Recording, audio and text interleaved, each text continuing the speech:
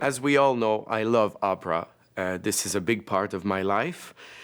And what I love about opera is, of course, the vocal line, but it's also the way it can make our orchestra in Philadelphia sing. And this sound, to be able to hear the sound of Philadelphia Orchestra, whether it's in Bartók Bluebeard's Castle or Strauss' Salome, is something truly special to us. And now to be able to hear it in one of the greatest Italian operas ever composed, Tosca by Puccini, will be a treat, I'm sure, for myself to begin with, but also for everyone involved and everyone in the audience. It will be staged. It's like we did for Salome a few years ago, with some of the greatest voices in the world at the moment. Tosca will be sung by none other than Sonia Yoncheva, who I truly believe is one of the greatest divas of the 21st century.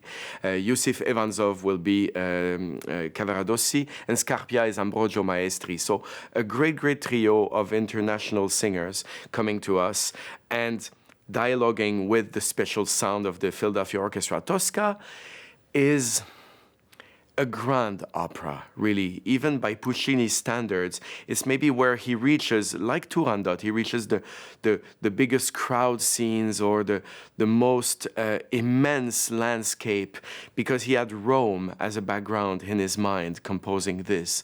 So we have churches, we have temples, we have castles, but we have, of course, as ever with Italian opera, a real incredibly passionate and red-blooded story of love and despair.